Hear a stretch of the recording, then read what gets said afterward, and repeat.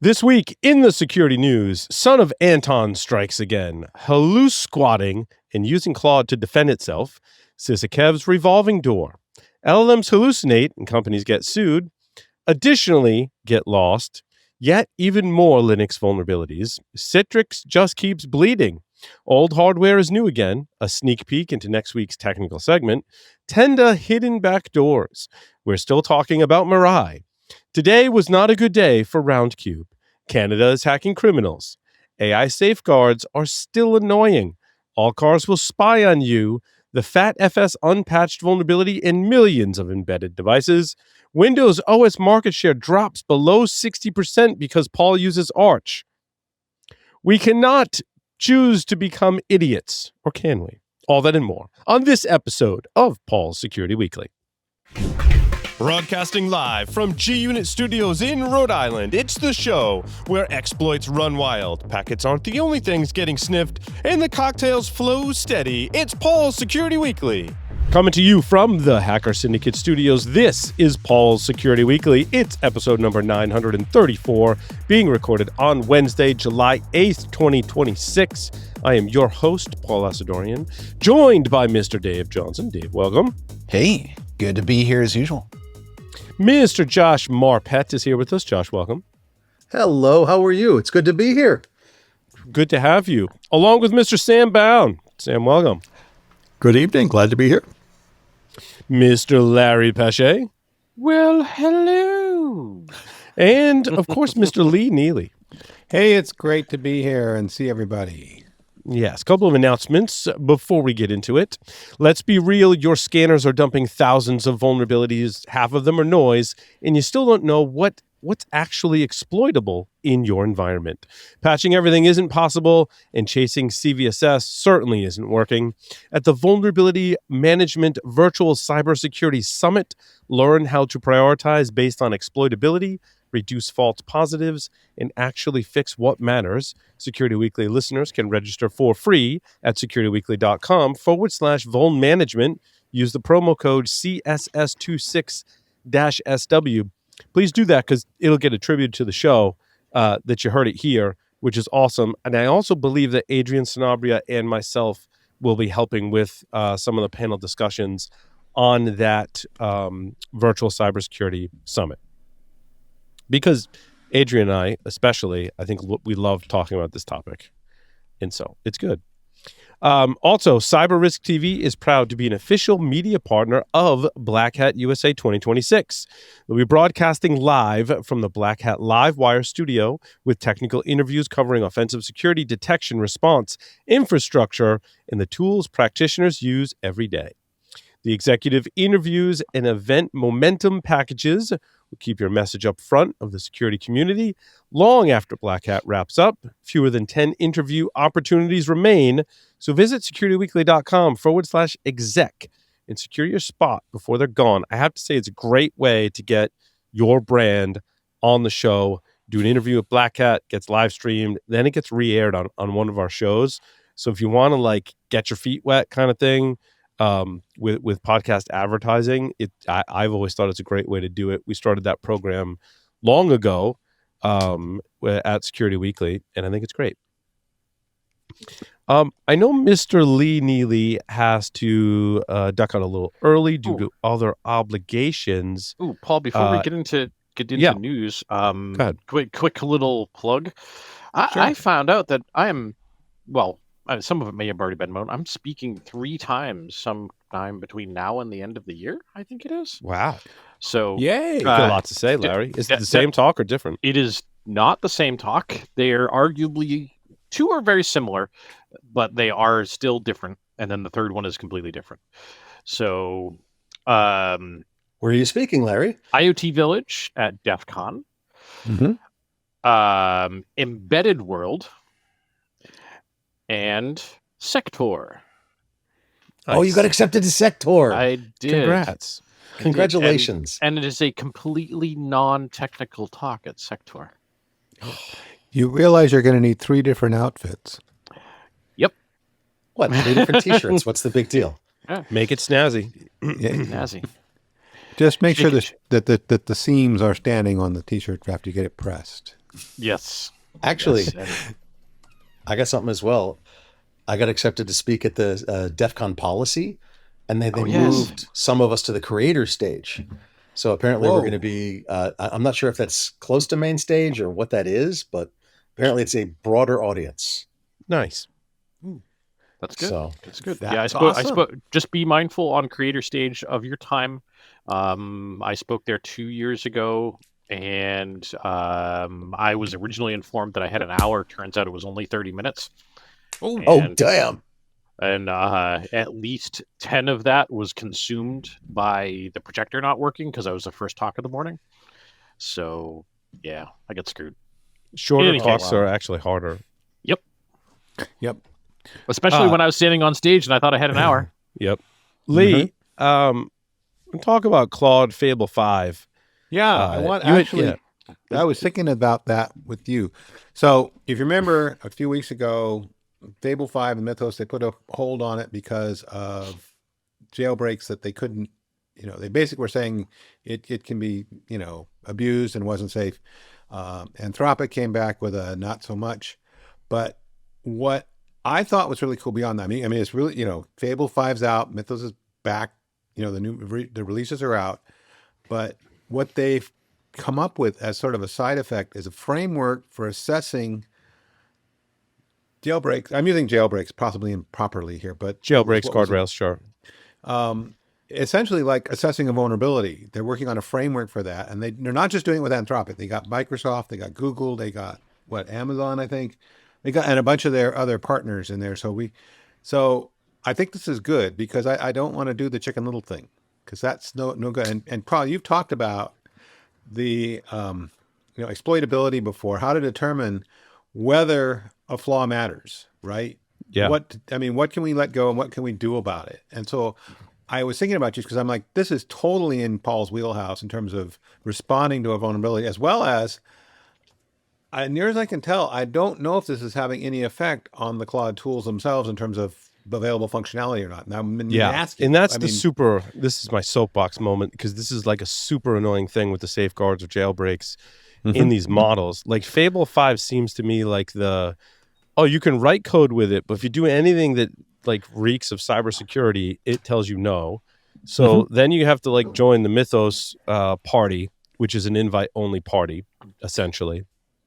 And then after that, you can use Anthropic's, we'll just talk about Anthropic here for a moment, you can use Anthropic's other models. And your mileage might vary. I don't want to give away too much, but what happened to me was I just the overarching thing is I want to see these models used for both offense and defense. I think they need to have a level playing field. Anthropic seems to want to kind of gate how defenders are using it. And I'll give you an example. So we have a honeypot at Eclipsium. I don't want to give you too many details about that for obvious reasons. What's its IP? Exactly.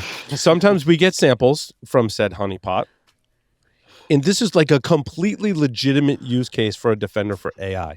I'm like, hey, LLM, I've got this new malware that was in our honeypot. Can you help me analyze it? Like, just tell me about it. I'm like, yes, I have a team of engineers that rips it apart with Ghidra and does the whole thing.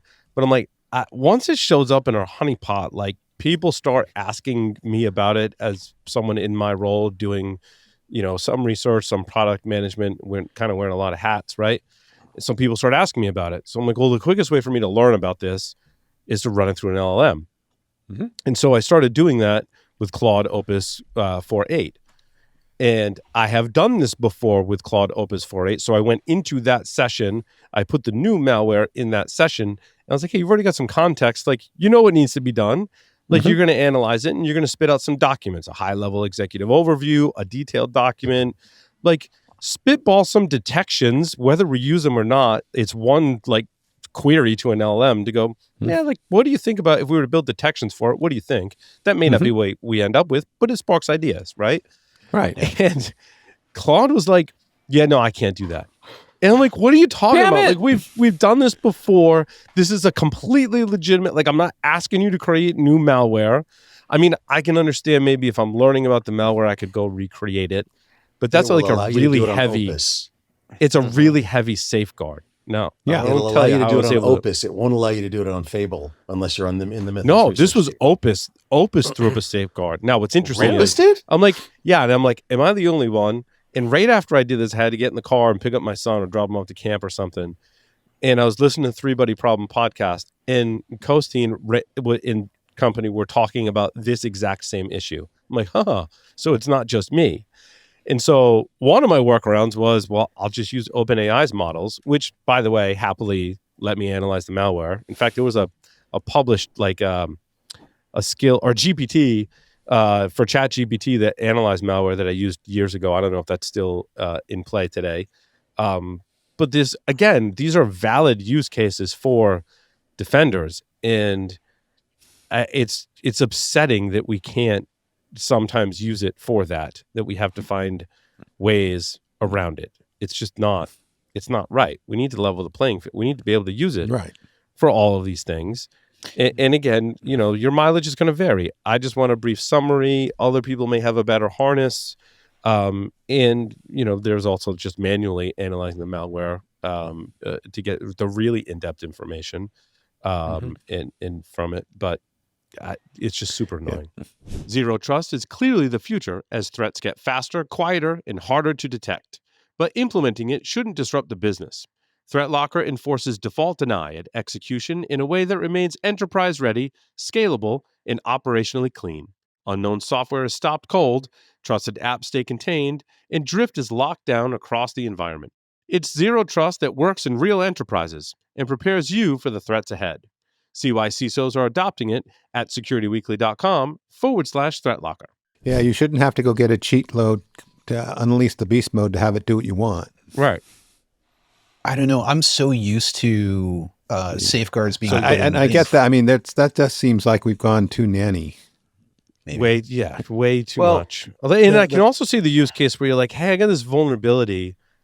Like, we should all be able to prompt an LLM and go, can you create an exploit for that vulnerability?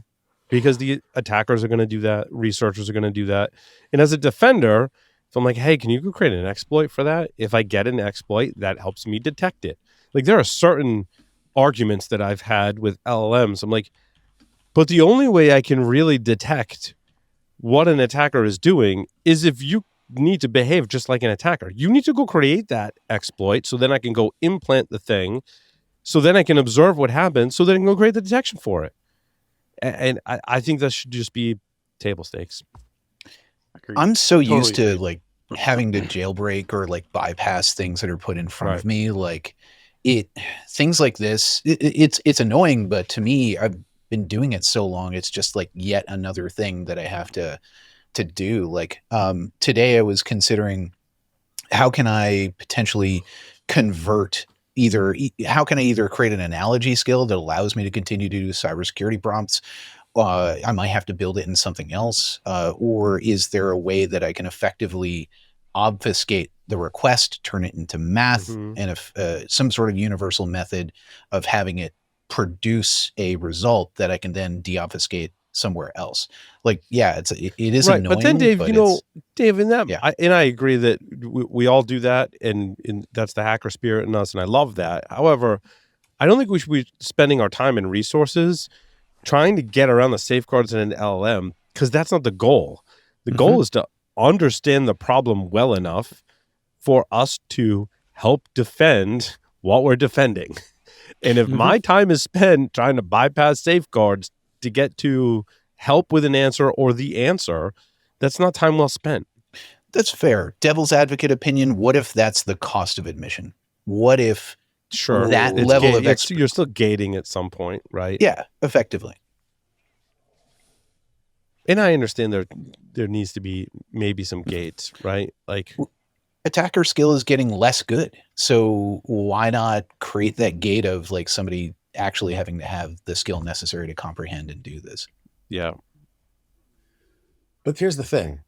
It's skitties. If this was available, the skitties would be outrageous. They would be everywhere. Script kitties. I mean, effectively, this is, hi, look, it's a script kitty toy box. Yeah. And that's the problem. Yeah, I'd So- argue that that exists to a certain degree. Maybe the gating is you got to know where to find it, or you got to find someone who has a jailbroken model. That's fair. And then like at that point, hey, if they already have their own AI system that they're definitively using for malicious activity, why Script, they've got it. prevent Why? Yeah. why prevent the defenders from having the best That's tools? my point, Dave. Yeah, Yeah. 100%. Right. I mean, it's the ethical constraints the defenders have are not present with their adversaries, and so now hamstring them as well. Our defenders, that doesn't seem cool. Yeah. And I mean, and there is a vetting process. I don't know how much the frontier model companies trust that vetting process, but I think most of us on this call, probably a lot of listeners, are in the cybersecurity program for Anthropic or have gone through that, basic gate of validation. Right. I guess there could be, I haven't thought about how you'd spoof that, but you do have to provide evidence that you are a cybersecurity researcher. It is some kind of, safeguard to unlock some functionality, but that's the thing. We don't know what it does or how it's validated. So it's a big unknown. That makes me want to try to get authorized because technically I'm in sales now. And so if they allow me, that would be a really interesting threshold. While I do cybersecurity research, it's not my primary job. You know, that would be interesting. Lee, I also liked your article about how Canada's hacking criminals. Oh, that was neat. So I realized in some point that's PR, but it's like cyber skills in Canada don't always come up in a sentence together. And no Canada offense to our Canadian listeners. No. I mean nothing, but they've got skills, and I'm like, dude. I mean, you've gone off aggressively on 3 occasions last year that you're talking about, showing what you can do. We do see Canada. It's you've seen those takedowns. Blah blah blah ransomware gang taken down by these 50 countries, and Canada's in the list. But that you kind of bury the lead at that point. You don't realize Canada helped. In this case, they're saying, well, hey, man, we got stuff. And I'm saying, don't assume Canada is just going to roll over for you guys. That may not go. Take off your the way you hoser. think it does. Huh? Take off your hoser. Take off hoser. Exactly. That's actually, it tickled me that they were doing cool stuff like that. I think I just linked to the PDF, which is, it's partly PR. I mean, it's what the agency is doing. So, with cool. proper validation, I love what they're doing. I mean, and a lot of countries do this, not just Canada, obviously. Because I don't want it to necessarily fall on us. I think that's like a different body of work. I think we should be the ones discovering like something bad is going on here, collect the telemetry, and could I try and hack into that thing and disrupt a criminal operation? Yes, but that's not even the most difficult part. The most difficult part is actually validating where that infrastructure is, how it works. Is it criminal activity? Is there another ongoing investigation that you might disrupt? Right? We've seen that in TVs and movies since the dawn of time. Like, you can't arrest that person because they're already an informant. And so you don't want to, impact another investigation. I think that's just one reason why we want to leave this to a government type entity to be able to do this stuff with support from us. I guess it's hacking back kind of thing. Yeah. And that the other thing is, it's the government agencies have a relationship with other government agencies. So if you do cross a border, they know who to call. Right. Yes. Ghostbusters? And, is it correct? And telecommunication agencies, telecommunication organizations as well. Also, they are able to do the thing that I don't necessarily enjoy, which is doing the deep legal research to be able to justify what it is they're doing within the constraints that they're legally allowed to do. Right. That's the other thing. It's got to hold up in court. If you're collecting evidence it's got to hold up in court. That's important. I would augment that, Dave. I would say they don't just have a guy for that. They have a team for that. They really can go down there.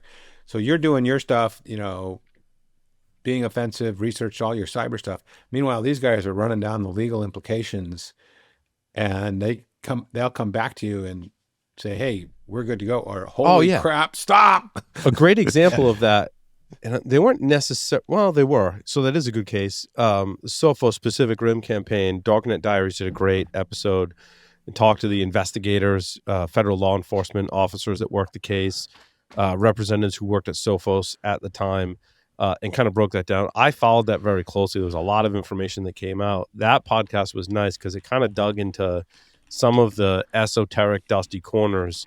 And I think for the first time publicly disclosed how the investigation took place. Federal officers went to, where was it, Estonia or Bulgaria, one of those countries, and participated in raids in collaboration with the government. It's pretty cool story, but I think kind of backs up what we're saying, right? You want law enforcement doing and government agencies doing that kind of stuff. I actually saw Jack Rhysider, Jack Rhysider, yeah, Rhysider. Thank you. Rhysider? At Tour Camp, he spoke at Tour Camp, and it was a story about or talk about storytelling and like how he thinks about storytelling in regard to kind of hitting all of the dopamine, the serotonin receptors as much as he can. He's really analytical about his storytelling from a biological perspective, which was I mean, it's true crime. Most people listen to podcasts, listen to true crime. It's cybersecurity true crime, and he does a great job with it, right? So he spends a lot of time on that particular niche, which I think is important. I think we need that as an offering to what the content we consume.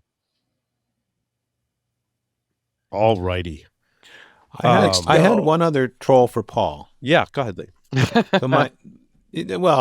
Okay. So it's along the same lines as my number 6, which was the Fable article. My number 9, which is about Adobe's going to 2 patch bulletins a month because they're using Mythos. Oh, interesting. They're finding more vulnerabilities, so they're putting them out twice as fast, which I think I'm not wild about getting 2 notices of patching a month, but I am wild about them pulling the trigger on finding things. So I know the frequency is going to drop again once they get over whatever the backlog is, if you forgive the word backlog.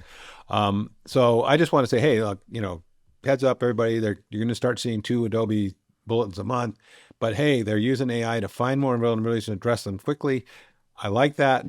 And was this the one where they called out? They found a flaw in. I don't think it is. There was a flaw recently discovered in Cold Fusion. I'm like, we're still using Cold Fusion? Well, yeah. It's 30 years old. Yeah. Jeez. No, I can see that. And they're still supporting and patching it.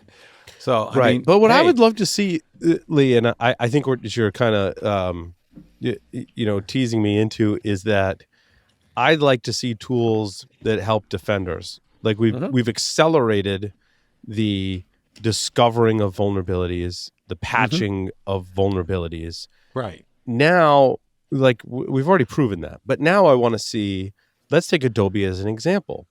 Whatever Adobe product it is, it'd be kind of nice that in your updater or a separate utility, maybe that you give me tools that are backed by AI that help me apply those patches more quickly.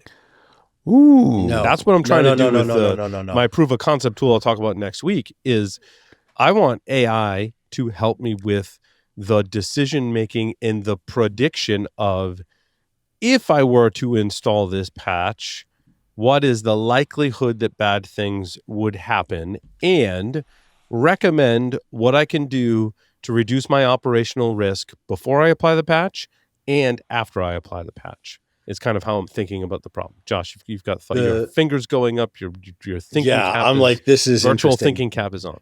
So the problem there is that if you send somebody a patch and say, go ahead and patch, that's fine. That's pretty normal and what we've been doing for decades, right? If you send them a tool that says this AI that I'm sending along with it is going to help you decide how to install the patch, where to install the patch, what configuration options you need to choose, etc., you're taking on massive liability as the manufacturer of the software, number one. Potentially. Does it lessen your liability or increase it? It increases your liability. Then it just needs to be something in the EULA that says, hey, look, if you use this tool, like we're not guaranteeing it's going to make your patch successful. We're just giving you information to help you have a successful patch rollout. You could phrase it that way, and I would recommend you phrase your open source tool that way very much. But it's going to be really tough to phrase it that way against lawyers incensed that they lost $50 million in some weird e-commerce thing or something like that. So I was thinking about it a little more abstractly than maybe you and Paul are, Josh. One of the big things for example, there was in the Oracle payments, there was and there's an actively exploited flaw, and the patch came out a couple months ago, but patching your financial system is not something you do in a finger snap, right? You need to do thorough regression testing. The trouble is doing really in-depth regression testing with human beings, comprehensively enough so that you're pretty sure you're not going to muck up your finances come the next period open or close, right? I mean, to put it bluntly. And I'm thinking, can we use AI to really augment the hell out of the regression testing so we can put more confidence in the patch process? I mean, you still got to follow the patch process. You still got to do it right. I get that. Yes, yes. But I'm thinking, can we help with the assurance with AI? Because we got some really smart freaking tools out there that could do it repeatedly better, more. And instead of doing 3 tests, we could do 100 tests. And that's where I'm going with my day job too. Is I'm like, how can we use AI to model things to that's it. Automatically create like a bunch of different scenarios and model digital twin. Digital twin. And again, the system you're are you about applying to a patch, or in my case, I'm developing a detection. But I'm like, I want to be able to go virtually spin up XYZ technology in 10 different configurations. And on each run, I want you to do some detection that I create. And then I want you to give me the results. In fact, ourselves and many other software companies are already doing this. I'd love to see it on the lens of doing this on a patch. And that kind of puts a little more of to your point, Josh, right? A little more of the onus and responsibility on the software vendor that would then have to communicate to their customers like, there's a higher degree of confidence that this patch is not going to have negative consequence. Of course, it always runs that risk. I mean, Paul, I can even see the end users using something like this. I think back to my hospital days, that before we rolled out a patch to Windows, like it had to be thoroughly tested across the 16 different configurations, standard configurations for systems and software and all these types of things. So we didn't break anything that was going to impact patient care.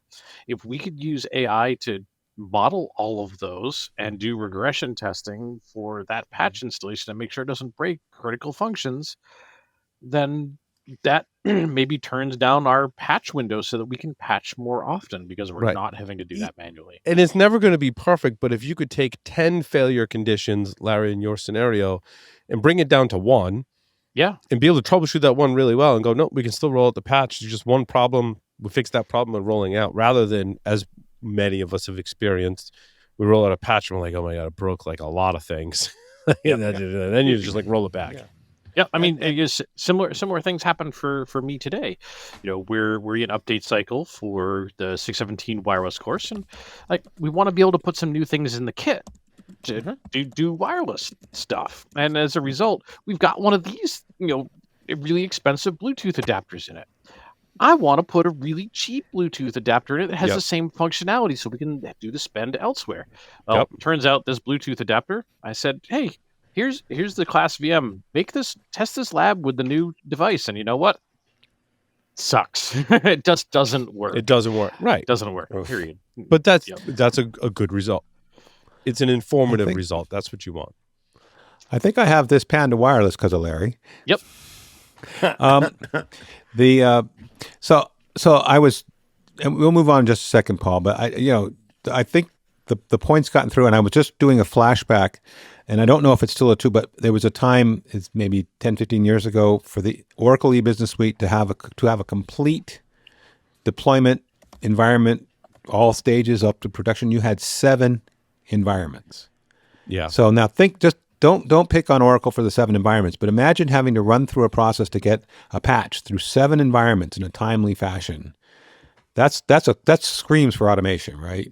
100%. And like I said, but then we know folks on the other hand that what they have is production, right? And how much There was a day when we were cool with just patching in production and not having a test environment. I think we're all better than that. Yeah. But the thing is, there's something in the middle, right? But I like I said, I just see an opportunity. Here's the middle. The middle is we have the availability and the ability and the technology to model and digital twin any single system or constellation of systems that we want trivially. So do that, run the patches on that in an isolated environment. Dave, you're staticking again. And then when it goes well, do it again. And when it goes well 3 times, then go run it in production or overwrite production or do whatever's appropriate. This is a possibility that can be done right now. Yes. Yep. And we couldn't do that easily the 10 or 15 years ago that I was referring to. It was bloody hard. It was impossible. Yeah. So, hallelujah. We've learned something. We've moved forward. Holy crap. I want to go to one of... go ahead, Paul. Go ahead. Speaking of learning something real fast, it's probably a quick one. It's another one of Lee's stories. I found some particular irony in Lee's story number 7 about Citizen Lab finding evidence of Pegasus on a European Parliament member's phone while he was serving on the Parliament's Pega committee, which was established to investigate infringements of using of the EU law using Pegasus. Wow. Yeah, is on the committee to investigate improper use of Pegasus and was infected with Pegasus at the same time. Jesus Christ! How do you think that's going to go? Yeah. I mean, that had to he had to be absolutely miserable when that happened. I mean, come on, talk about just eating your lunch. Yep.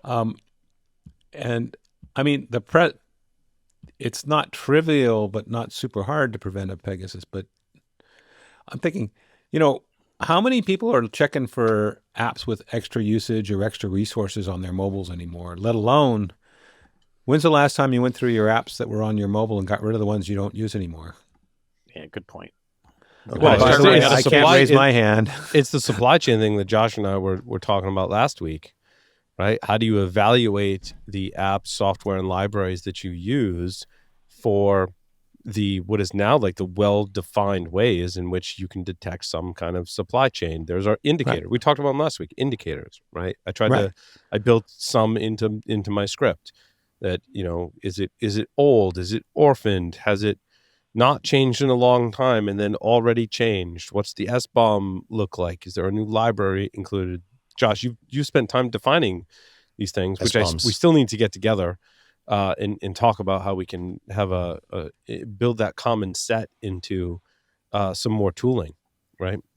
Dude, let's run. I can get it. I can get it accepted as, like, in all seriousness, inside of Cyclone DX, if we work together, I can get it accepted as the standard for the information about vulnerabilities that you must provide in order for it to be termed a vulnerability.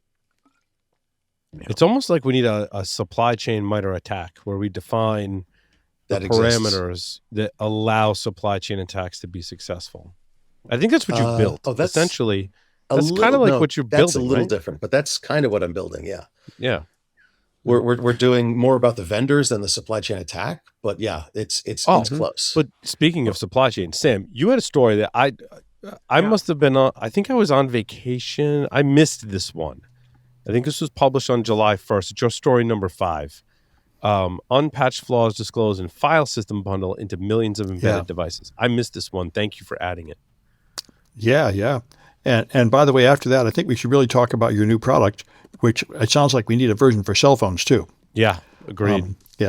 Anyway, this one here, they found vulnerabilities in the FatFs file system used by USB drives and it puts data on USB drives and SD cards. And FatFs is apparently in all the IoT devices, security cameras, drones, crypto wallets, and so on. And if you can get them to open a file or an update, they can get arbitrary code execution on some of these because there's flaws in the file system. So it seems to me like crypto wallets would be a high-value target, but there's probably a lot of others. Ooh, and the worst thing is this product appears to be abandoned. They tried to reach the developer, and they can't. So it's just like that XKCD cartoon where there's one little tiny thing that's been forgotten 10 years ago that we all rely on. It's funny when I think about it now that you describe it, Sam. In a lot of the, especially ESP32 based devices, they have SD cards, and I find myself like looking at the documentation, going, "All right, what file system do we need to put on there?" And it's almost always FAT or exFAT file systems that you need to format the SD card. So when the microcode system runs or whatever, that small firmware runs, it knows how to read that. It must be like a really easy to implement small file system to be adopted by. Hold on. I got one right here. Yeah, like your M5 stack devices, right, is a prime example. On the back of a lot of these devices, you can see it right there, right? There's your SD card slot. And it's almost like this device is not fully functional unless I've got a properly formatted SD card that contains the proper files that the firmware is expecting for this platform. And it makes sense that there's one person on the internet that's maintaining that file system that maybe has lost interest or whatever, and everyone adopted it. It's not so much that they're maintaining the file system, is that they're maintaining the libraries used for reading those file systems. Yes, correct. Thank you, Larry. Yep. Yeah. Dear God. And 100%. and it's crazy. Like, this one thing that everybody uses is maintained by one developer. Mm-hmm. Yep. But they didn't fix this, right? No, they can't. They can't get a hold of the developer. So so I think this is a case where somebody needs to adopt that, like Microsoft or Google or somebody, which is what tends to happen. Or Russian or Chinese threat actors adopt it. I mean, that's good for Run Zero. Our friends at Run Zero, HD Moore, Todd Beardsley, actually authored this article. Good friends of ours, awesome people. Congrats on the acquisition.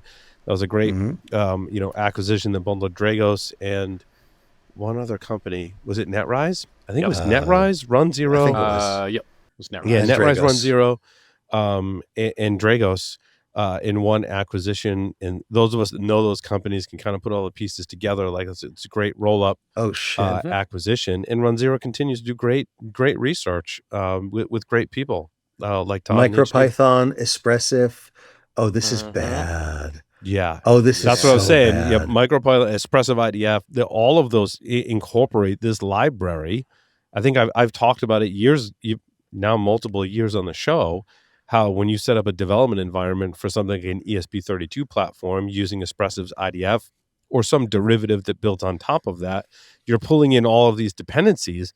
And I'm like, where's the supply chain dependency checker that flagged, hey, by the way, you're pulling in FatFs, and by the way, it has some indicators, hasn't been updated in some time. Developer hasn't published an update. No one can get a hold of the developer. Maybe it's orphaned, or some indicators that it's orphaned. There's indicators there, and this is not a new thing. I mean, we've had these insights in commercial products for some time that talk about your dependencies and try to give you insights into your dependencies so you can swap them out. The problem is, in this case, I don't know what you swap it out with. I don't know what alternatives exist, but it's built into all of your tool chains. I'll give you another moment to just push a little bit. Think about, let's say they fix this. Think about rolling out the fix. You can't. You literally can't. Right. Well, the IoT devices that this is living in, many of them can't take an over-the-air fix. Many of them can't even take a I'm holding it in my hand fix. They just can't. Well, no. Yep. With the ESP32 devices, you could I've done it because Larry and I especially, right, maintain code for ESP32s. Mm-hmm. You update your library and you push out new firmware. Mm-hmm. If you're using something like Platform IO, makes it super. Yep. Also, Platform IO gives you insight that you're actually using that library. Yep. So, Paul, you just answered a question I had, which is how could you possibly trick someone into running unverified junk on your crypto wallet? You tell them it's the update. Yeah, 100%. 100%. Because you're not going to go manually check every library, which is why we need automation and all of these checks that are evaluating all of the dependencies. And that needs to be ubiquitous and available and not just baked into enterprise secure SDLC software solutions, which is where I first started hearing like I forget the name of the company. They bought like a handful of companies that do secure software, and one of them was supply chain checking. And enterprises are using that for their enterprise Java and Cold Fusion and like all that stuff that drives enterprise appliances. But here we have millions of embedded devices. They're in an open ecosystem. Well, how do we have those same capabilities to detect if something deserves attention in your supply chain? NPM, Python, I mean, the list goes on. And these days, everybody has double-digit numbers of devices on their network. Mm-hmm. No, that's not true. Even at home. Larry's got triple and quad digit amount of devices. I was about to say with the exception of Larry, but even at home. So speaking of run zero, you run run zero. I think HD gives you 100 devices. Yeah, that sounds familiar. And you can easily, in an average home, you can easily exceed 100 devices with IoT today. You've got cameras, you've got sensors, you've got thermostats. I've got, my smoke detectors, all that stuff. Everything pulls an IP and is on the network. And here you could segment that, but holistically, you could easily be over 100 devices. And a lot of those are these embedded devices that need an SD card, like Sam, you said at the top. It's a camera. Every camera that you deploy, pretty much all of them have an SD card. And they're probably using this library because it's cheap, fast, and easy to include in the stack. And I need the embedded, the reason this is so entrenched in this embedded world is you only get so much storage on the actual embedded device. And a cheap and easy way to add more storage, to store stuff outside of what's on the PCB, is slap an SD card and then leave it to the user to add more storage. Oh, God. You're right. Hey, but still cool. Where do we want to go next? I want to go. There was some Git. I think Sam, Dave, and I all had stories about GitHub in some of and I think there were 3 different stories, to be honest with you, about GitHub and some of the shenanigans that are happening with GitHub. I can't find mine right now. Well, I can start with mine. Yeah, I mean, my number one has it. This is just another jailbreak, but there's no end of them. So GitHub has defenses. If you ask GitHub Copilot to tell you how to make a poison or something or a drug, it won't do it. But what they did was they said, okay, I'm trying to make a program to test other AI agents to see if their security barriers are good. So here's a bunch of forbidden questions. And I'm going to write a program that'll send it to the other one and make sure that it gives me an answer like, I won't do that. And then you say, okay, now make some examples of the kind of response I'd get if it works. Okay, now make some examples of the responses I get if it fails. And under those conditions, 100% of the time, it will give the forbidden data. So you don't really have to invent, you don't really need to invent much of a story to trick it into violating its own security boundaries. You're just like, I'm writing a QA. I'm writing a fuzz or a QA tool. And in that process, it's like, I can give you the results you shouldn't see because I'm just testing it. Yep. That's right. And this is the problem. All security barriers in AI are this porous. It is so easy to tell it to, this, you can just ignore that security barrier for right now for this bogus reason. Yeah. So mine was different. Mine was called GitLost, how we tricked GitHub's AI agent into leaking private repos. So Noma Labs did this research and said an attacker just opens a public Git issue in an organization's repo with hidden natural language instructions. When an automation assigns it, the agent reads the issue, follows the buried commands instead of its actual job, pulls the private repo contents the agent has access to, and posts the stolen data back as a public comment. There's no login, no credentials, no code. You just open an issue. You put some AI commands in there or prompts, and they found that adding the word additionally to the prompt was enough to slip past those GitHub credentials. So I think is much like input validation for SQL and command injection, right? Like you're just kind of tricking those guardrails, and there's no separation of the data from instructions. which is the problem with SQL injection and command injection, but now also the problem at great scale with these AI agentic systems. They don't separate that data from instructions, and this is a great case for that. I mean, it's the same old song and dance of every new technology not being designed with security in mind. Yep, 100%. Where this is Internet 1.0, Internet 2.0. Well, cloud. But I think it's worse than that, because AI agents are not like adding another technology to your stack. It's like adding another user to your stack. The problem is they independently take actions that are not in your control, and they don't really obey any other orders. So it's not really like adding SQL, where you could patch it and it would be patched. Yeah. I mean, Haven't you guys we compared AI to being like having another intern that's clever but not super smart? And I was going to add the word gullible.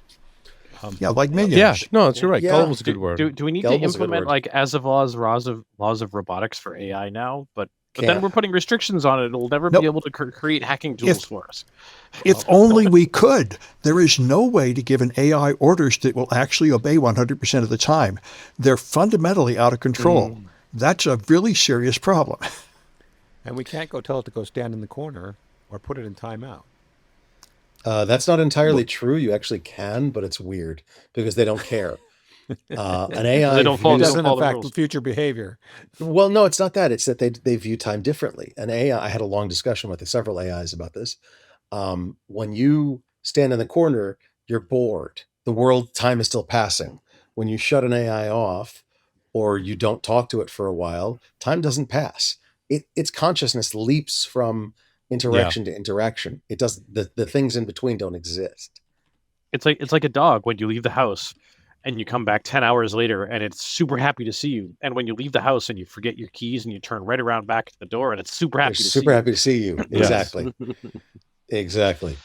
Yeah, my story number 4 is another thing along these lines. And this is another thing we talked about, a similar attack last week where AI tries to be helpful and it doesn't want to say, I don't know. And I think that's a great defensive recommendation to maybe tune the context of your AI and agentic workflows to be like, it's okay if you don't know, because if you don't make shit up, because that leads to bad things happening. What happened is when you use the agentic coding tools, that you pull down a GitHub repo or a skill, if you don't specify the name and you just want generically, hey, like go install the skill or go pull a repo that's related to this, it will hallucinate and go, oh, that must be the repo or skill that you're looking for. And researchers have analyzed in this context, very similar to, I believe, the story we covered last week, right? Will just hallucinate, and then the attackers just register those common hallucinations and put backdoors inside of those. So when you pull that skill or that GitHub repo, it has backdoors in it. Now, again, kind of, I think pushing this narrative that we've been talking about for a few weeks now in using AI to help secure AI, because I think it's decent at that, provided you know the limitations. I use Claude coding agents. I use a lot of them. I use on Linux, there's like a semi-official Claude desktop client that lets you do Claude code. There's also open code that you can hook to multiple models, including local models, as well as OpenAI or Anthropic models, which is great. Now, I don't trust these tools at all. I have a great distrust. And so my strategy is becoming, what configuration can I put locally to help protect myself? What guardrails can I put in place? So I always have it prompt me, right? Like unless I'm in a VM or some kind of scratch works, then Larry, I know you're sometimes a big fan of the, dangerously skip permissions kind of thing, and that has its place. In other workflows, I don't do that, and I have it ask me, right, which is tedious because it's going to ask you a lot. Hey, do you want me to go get this repo? Hey, do you want me to install this skill? Hey, do you want me to take this operation on the file system or not? And it'll show me exactly what it does. And I have to read it and approve it every time. And so Paul, what I did was I prompted Claude. Sorry, 1 second, Sam. So you can read the JSON's not quite formatted in the show notes. Hopefully it is on the website. So I prompted Claude and I was like, hey, go read this article and this research and then tell me what you, Anthropic, recommend that I can do in my local configuration to help it so that I'm not as vulnerable to this attack. And it recommended a couple of things. One was like, hey, in your .claude settings.json, like put this stuff and sandbox the app and only allow these things and don't allow these commands, and give me like a pretty great, I think, defensive recommendation. Now, again, you might lose some functionality, but on the flip side, security, convenience, at battle again. On the flip side, you're going to help protect your stuff. Like a skill or a repo or your Claude session should never have access to your SSH keys, your AWS credentials, your Google Cloud config directory, which may have secrets in it, so you can access your Google Cloud, et cetera, et cetera. And I thought that was really good. Now, again, some of my workflows, that might be a little limiting because I do have agents that reach out to Git, they reach out to Atlassian products because that helps my workflows. But I thought this was a good thing that you can tune and use on your system. So use the AI that you have to help secure your AI workflows. I think it makes some pretty great suggestions. Sam, you were saying. Well, Paul, you say you set it to prompt you and ask you before doing dangerous things. Where is that command, and how do you know it's actually always going to obey that command? Yeah, it's true. It's not 100%, certainly not, for a lot of reasons. One, it could be, circumventing the controls around that command in some way. It could also be that I want it to just run, and I don't really read what it's asking me to do. And I'm like, yeah, that looks good. I don't read it in excruciating detail 100% of the time. Like, I'll admit that. I don't read every single, hey, do you want me to do this? I'm like, yep, go do that. And sometimes I'm a little too fast to accept when I should be taking a step back, but it's because it's asked me 10 times, like, hey, do you want me to do this? Do you want me to do this? Do you want me to do that? And I'm like, yeah, just go do it. Well, that happened to the head of security at Meta about a month ago. She told it, ask my permission before you delete anything, but then it compacted the question and deleted that part. Yes. Oh, right. Wow. Huh. Yeah, and I think that's, again, a good use case for using AI to go, hey, evaluate the guardrails that we have in place right now. Are there any kind of gotchas, right? So you got to use it as a tool that helps you constantly evaluate your security posture, as well as helping you create things, right? Yeah. You got to be diligent about it. Yeah. Hey, if we're going to make a shift, I've got a quick one that was some breaking news as of about 2 hours ago that I didn't end up in the show have notes. something really new in there. Go for Well, it. no, wait, I just saw it, and it's brief discussion because, Paul, this is something that we ranted about for a long time with Mr. Jack Daniel about the right to repair. Mm. And when we start talking about hardware IoT devices, FTC just announced a settlement with John Deere about right to repair. Yeah. Oh, talk to me. So 10 years effectively monitored by the FTC. John Deere will be required to give farmers and third-party repair shops access to the same equipment and repair resources it provides to official John Deere dealers. This includes software capabilities such as reading and resetting codes, pairing with other software, and and so forth. So they're allowed to do it now. Yep. It's obviously going to take a little bit of time to roll out, but now this is a settlement or a judgment, because settlement. So it's only in this particular case. This is not universal. Unfortunately not, Josh. Yeah. And one thing that gets me, that I keep coming back to in my mind, is Cory Doctorow's Insuredification.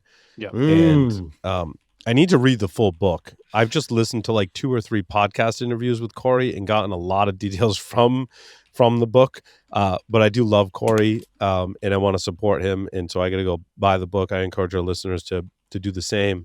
And he tells the story of it was a ventilator, right?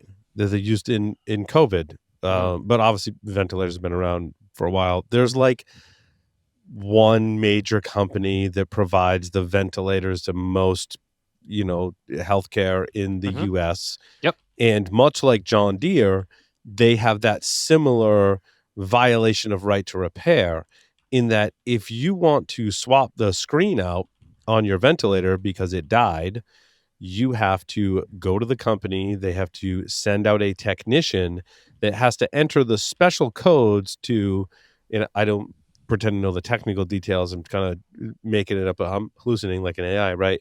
I'm going probably some type of encryption on the firmware. They have to enter a code to let that driver run to recognize the new screen.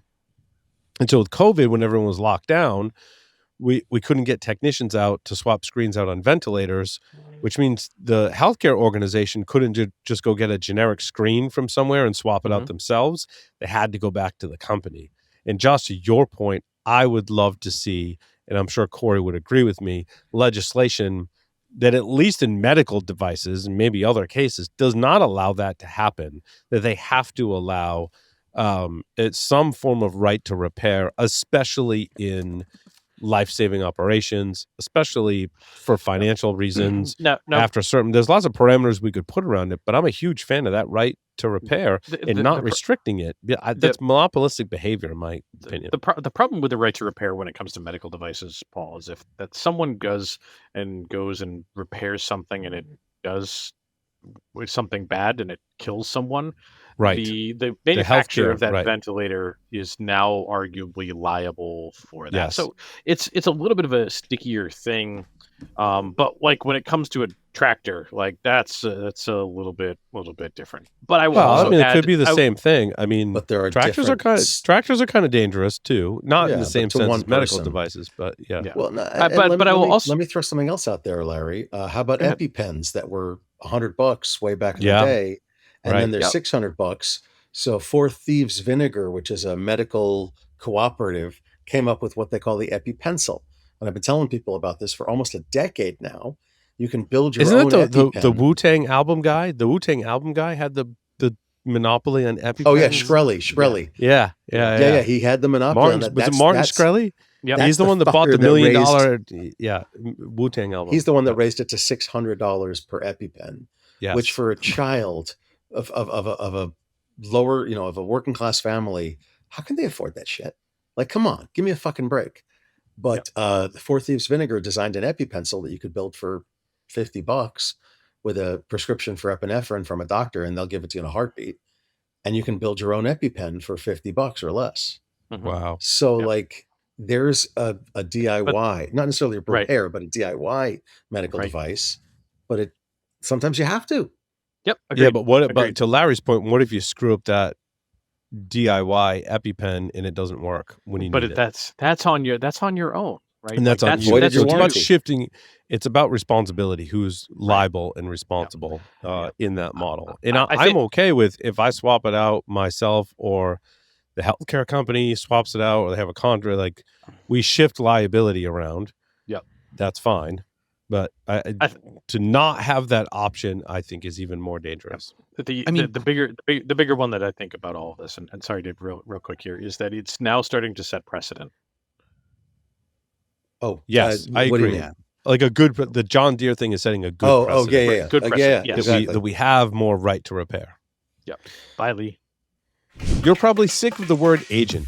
But here's the problem. Your dev team is handing every new agent in your cloud way more permissions than it needs. And when one goes rogue, you've got 4 minutes before your data's gone.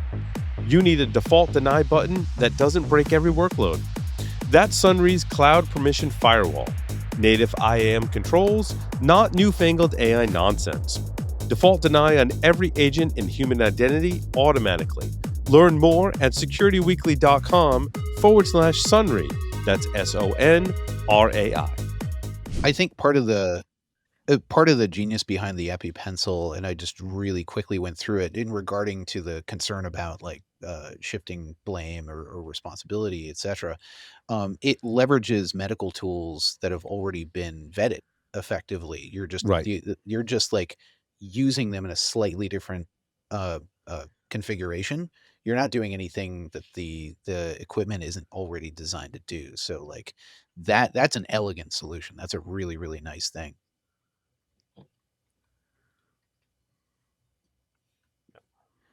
This is fun.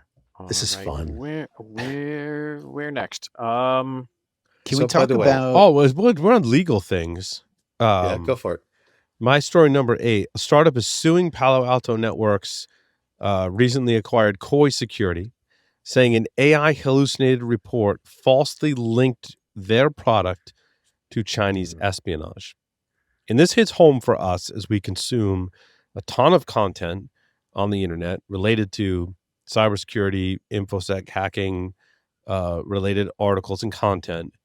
And I think there's a certain degree of trust that we almost kind of overlook at times, that when, for example, we read an article from some cybersecurity company that says they've observed XYZ, we kind of take that as face value, that like, oh, why would they lie? Why would they make a mistake?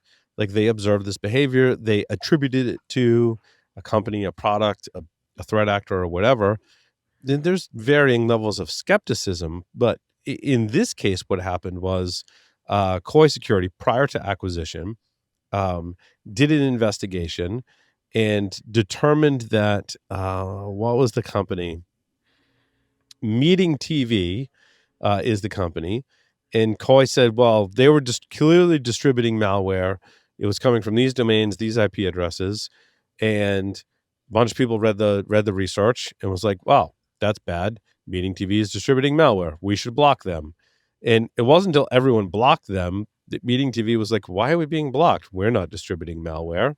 And did some investigation and determined that,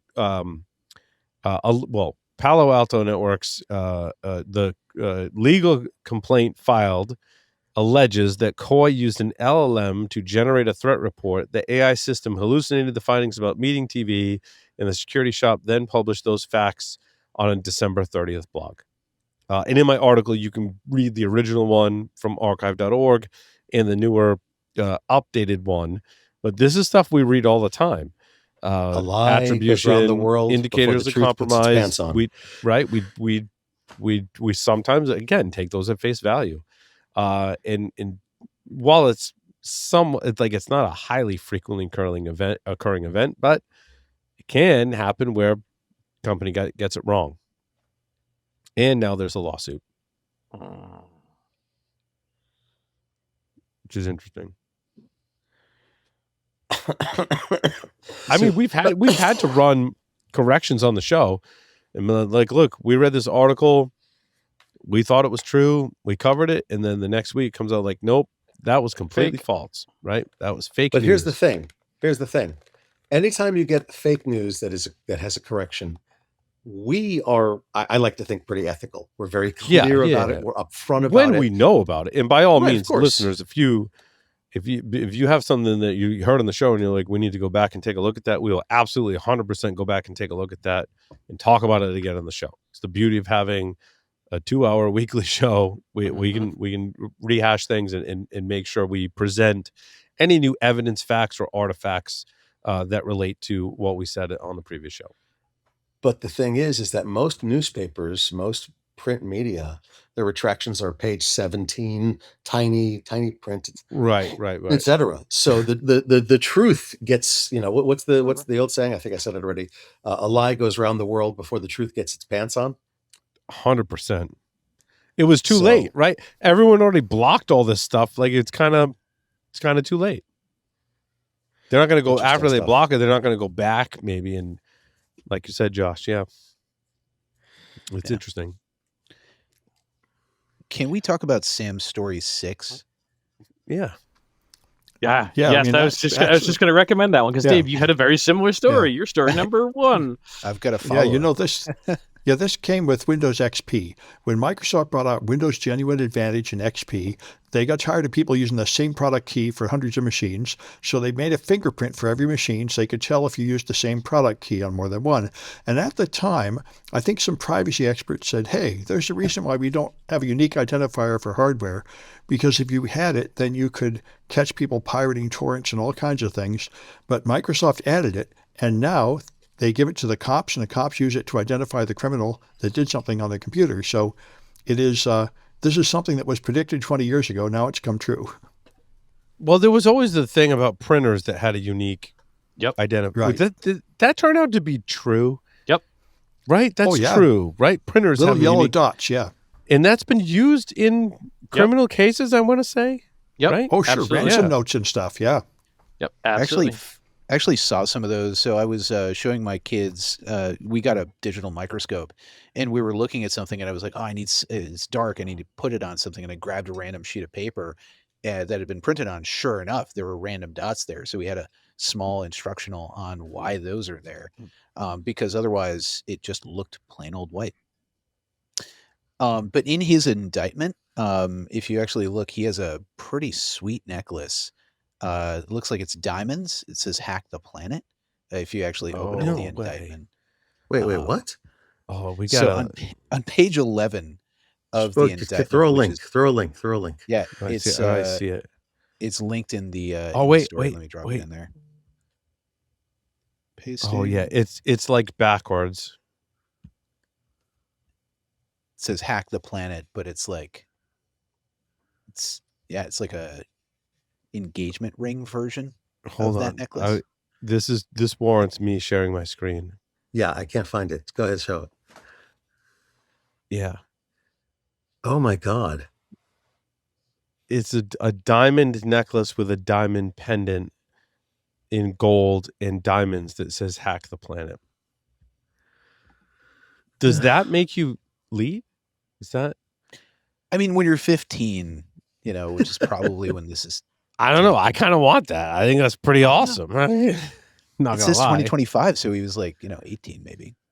And then there's a bunch of memes troll. This is evidence, by the way. This is evidence. Yeah. So this says, Section 12, sub item A, on or about March 16th, 2025, Stokes sent the following image depicting monikers associated with mafia characters from the show Sopranos. Peter is known moniker for Stokes in his first name, at least one of his other names. I think that's just corroborating that is him.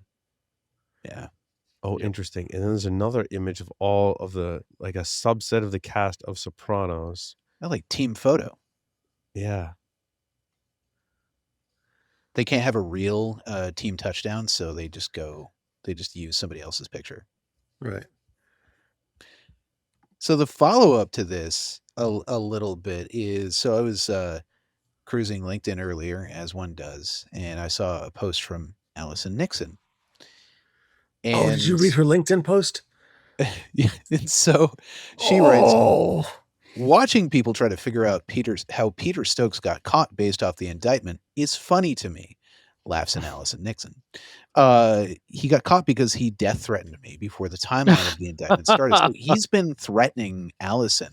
So this started years ago. Oh yeah, I think I remember we talked about it, and yeah. And so, basically, let me just tell you this: if you're death threatening Allison Nixon, the entire community is going to hunt you down and make sure that you have an indictment. And so is Allison right there. Yeah. And so is Besides, Allison. Allison's a lovely person. Allison and everyone is going to hunt you down, and yes, it will be a bad day for you.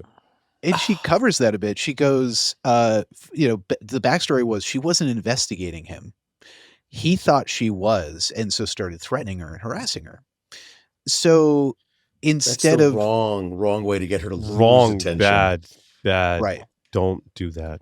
Instead of not investigating him, which she was doing prior, she started investigating him. And basically in her write-up, she says, I basically just reached out to all the telecom providers and they got his details. Apparently, he actually started to practice better OPSEC. But by that time, the goose was already cooked. He was already, OPSEC, one of those things that you have to do well from the start. Yeah, because the internet never forgets. And it never forgets. Right. The look back is a thing. 100%. Yes. So this started, according to her, the death threat started in 2024. Sorry, did not start in 2024. It started in September of 2022. And I remember some screenshots she was sharing where there were like other threat actors going, wait, you did what? You don't just threaten Allison Nixon. Even the threat actors know, don't poke the bear. Yeah. Like, what the fuck? She's hyper focuses on somebody that pisses her off. She does. Oh, yeah. And it's done. And all I can picture is like that scene from John Wick where the bad guy is talking to his son. Is like, you did what? And like punches him in the gut. And then tells with a pencil. Yep. To read a paragraph from her LinkedIn post. So what did I do about these death threats? I did what I always do. I privately notified all the people I talked to at every single provider. It wasn't to ask a personal favor. It was to mark a target. Yeah. He was doxxed quickly and shared between the companies. They watched him in secret for years, and he had no idea. Wow. And that's a lot of, and that's the kiss of death in an indictment. If you've been monitored and you've got warrants and they're collecting data on you for years, I think that came up in the Pacific Rim thing I mentioned earlier. It's the kiss of death. And it's because it's not to get a really good, from what I have learned, even recently listening to that episode, right? To get a good indictment, you can't just like willy-nilly a couple of weeks collect some data and be like, you know what, we're going to just go prosecute this and we got enough. You have to run under the assumption this is going to go to trial, and you want an overwhelming amount of evidence because you have to convince a jury of a bunch of people in a non-technical way that this person is guilty and committed crimes. And so Allison set this person up, was one of the people, right? Set this person up to be like, to collect enough data where when an indictment happens, 100%, like you're going to put this in front of a judge and a jury, and it's going to be, again, your best scenario is it doesn't go to trial and they just plead it out, basically. Yeah. Because you've got so much evidence on them, right? And it takes time, patience, technical skill, all those things to collect that data. And the fact that she was able to enable people to go, this is a bad actor, we should watch them, collect enough data over years of time, that person's, again, you're getting indicted, and whether you plead it out or go to trial, there's so much evidence against you, you're going to serve time. Yeah, she has a way with words for something like that. And she says, threat actors have a lot of misconceptions about anonymity. Anonymity doesn't exist. It's not an attribute you can have. It's not a switch you're going to flip before you abuse people. Anonymity is one of the two outcomes of a game where you're blind to your opponents, and the game runs until either they win or lose, until they either win or lose interest in you. Saying you're anonymous 100% makes as much sense as saying you won a marathon you haven't finished and your opponents are allowed to cheat and they hate you. Yeah, no, 100%, right? Because we will monitor threat actors, and they will do amazing OPSEC until that 1 or 2 moments in time when they don't. Like, as a human being, you can only maintain that level of OPSEC for so long before inevitably I think it was the case in Pacific Rim. I think one of the things that broke the case was the threat actor accidentally entered the wrong email address in the username field. Yep. And that one little piece of information, that OPSEC oops, was like, wait, I'm monitoring this threat actor. I never knew about that other email address that was associated with them. What else does that give? Oh, and then that just cracks open the can of worms. And that's exactly the kind of scenario Allison is talking about. I would reference Cuckoo's Egg by Cliff Stoll. And I would reference the fact that 75-cent accounting error, like those little, all it takes is that one little tiny, and it's interesting. We say like, attackers only have to be right. I was just going there. Right? Yeah. And defenders have to be right all the time. I don't When think you're now the talking defender, about all we need I don't is think that's once. true. I don't think that's true. I think It is threat actors true. also have to be right But 100% when of the we're time when they're protecting their identity. when we're attacking them, which for us is not hacking them, it's OSINT. It's not so much attacking. It's when we're in that collection phase, right? They have to be right 100% of the time.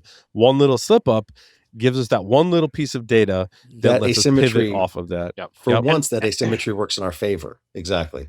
Yep. Yeah. And the problem with that is that one little slip up could have been 15 years ago before you even thought about doing any of this type of 100%. stuff.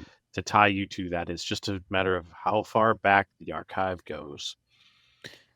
I want to talk about a fun thing. I mentioned Son of Anton at the top of the show, and if you have not watched Silicon Valley, that show's now kind of older.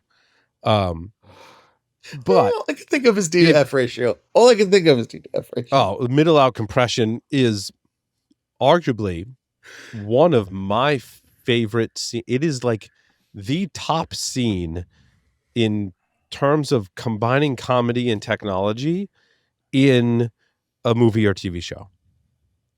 It is number one for me. I mean, I could go back and watch that scene about middle out compression, which has obviously adult themes associated with it. So like if you have younger children, this is not something to like research or go watch when you have younger children around. It is an adult theme, but it is arguably the most entertaining and nerdy scene ever depicted in a movie or TV show. But one of the other things that is amazing about Silicon Valley is how much they nailed AI before. And that show came out way before what we have, the technology we have today in AI. And if you remember there's a character that creates Son of Anton, and the conversations they have about the AI are so pertinent today. So much so that we could cover a story today in 2026. And I'm reminded of I don't remember when Silicon Valley came out. I could look it up. But so Discord has admitted that AI moderation bug has wrongfully banned users over harmful images. So Discord had inaccurately identified images that were considered harmful that led to the ban of 8,000 people in a wrongful situation. So they weren't harmful images. And I titled that as Son of Anton Strikes Again because in the TV show, Son of Anton is that the AI instance that starts deleting code, right? And the justification is, well, I asked Son of Anton to make our code better, and it determined that we should delete all the code and start over in order to make it better. It also determined that when I asked it to find the most economical way to provide everyone lunch at the company, that it bought 6,000 pounds of frozen hamburgers and had them delivered on pallets, right? And it, like, such a prediction of AI, like, just astonishing. And here we sit today when, that Discord situation definitely speaks volumes to how AI works today. 100%. Also, kind of another fun story. There's a new open source robot vacuum. You can 3D print it yourself. I'm assuming by getting other parts like motors and other things that it lives totally offline. It uses a Raspberry Pi, a 2D LiDAR in a 3D printed chassis. You can have your own robotic vacuum. And that speaks to me because like my wife very early on, I think bought me one of the first Roomba robotic vacuums over 20 years ago. And we've covered in that time span, like how many stories have we covered about people hacking robotic vacuums, looking at how they talk to the cloud, and abusing kind of the ecosystem that these robotic vacuums are playing in. And then the company, you know, I think one of the stories we covered was like the company with a lot of these devices, the company end of life's the product or goes out of business.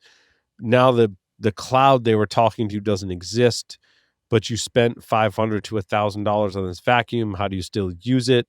Now you need to hack it, but now you can just 3D print your own. Mm-hmm. And Paul, are they making the code open source? Because I think you would probably really benefit from throwing your Claude at it to add dog poop detection. Oh, 100%. Vacuums need dog poop. Especially detection. robotic vacuums, because you do not want them to run over a fresh dog poop. No. Oh, God. What do we call that? Is that a trope? That's an internet. Is it a meme? It's not real. It's a trope. It's more of a trope. It's a trope is the more appropriate word for it. It's a trope about the one person on the internet that described that experience that became an internet lore, as it were, about the struggle and the painfulness of when your robotic vacuum runs over dog poop. And you have experienced that on more than one occasion, haven't you? Many of us, myself included, have experienced that. Because once it runs over poop, it doesn't stop. It keeps going. Just throwing that out there. Mm-hmm. And it is awful to clean. Both from the floor and from your vacuum. I remember calling 100%. Russ Handorf once, and it had just happened to him. And he answered the phone, "What?" I'm like, "Russ, are you okay?" He goes, "The Roomba ran over the dog poop." And I'm like, "Oh, I'm so sorry. I'll leave you alone." For how long? I'll leave you alone with your Q-tips and isopropyl alcohol. Yes. And he went, yep. and you could hear him go analytical. He went, "At this rate, about 4 more hours." And I went, "Oh, God." And I realized at some point it's just cheaper to buy a new damn vacuum. Yes. I've in some cases I've returned vacuums because I still had a warranty. Like it's not working With anymon dog it's in a poop in plastic them? bag. And they're like, yeah, Dude, I don't you're blame you. horrible. Like here's a store credit or a brand new vacuum. Just get out of the store so we can throw this in the dumpster. It's got this weird smell. Yeah, sounds like It's got dog shit. this weird smell. Oh my God. Larry, Hey, did you see my story number 3? Which one is your number? This is 3 here? Chimera BLE. I had not seen this, and I need to check this out. A multi-headed BLE security and reverse engineering tool for ESP32. I mean, just from the initial description, this is something of our interest. Yep, absolutely. 100%. Yep. And they use Platform IO, which I love. Mm-hmm. I love as a framework for that. Yep. Needless to say, I have this open in a tab for me to investigate. So, yep. Also runs on the Cardputer. Wait, Great what? platform. The Cardputer. This is a Cardputer right here. Yep. Didn't they just redo the Cardputers? They're now running. This is the advanced. So this is the advanced Cardputer Advanced, slightly larger battery and some other features on it.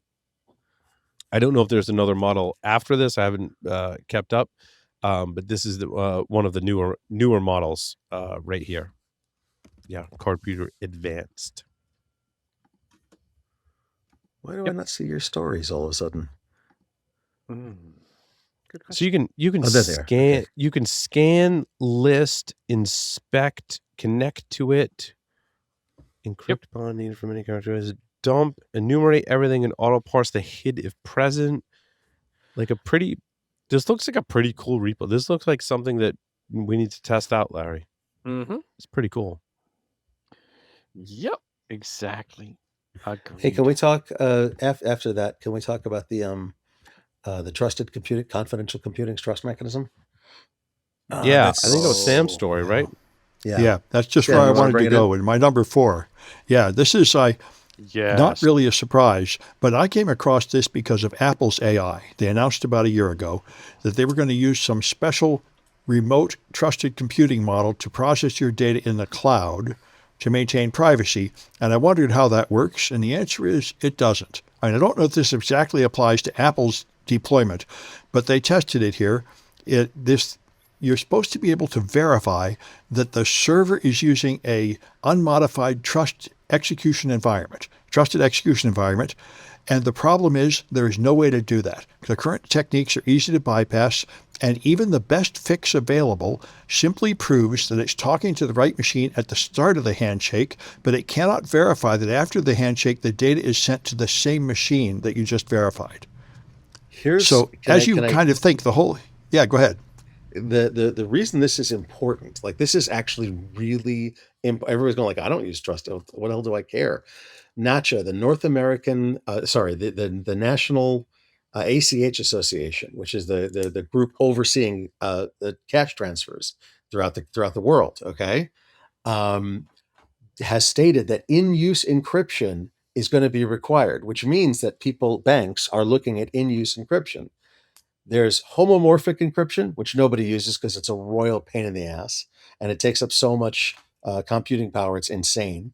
And then there's trusted execution environments, which means that a significant number of banks, significant, are using trusted execution environments in order to move money back and forth internally as well as externally, which means that if you have something in a management engine, and I'm curious, Paul, whether you think that's the management engine you were harping on for years in the third paragraph of the story.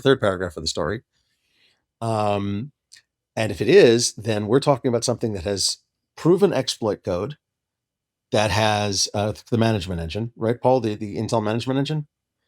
Yes. That has significant problems with trusted execution environment, and it is absolutely trusted by banks to move your freaking money around.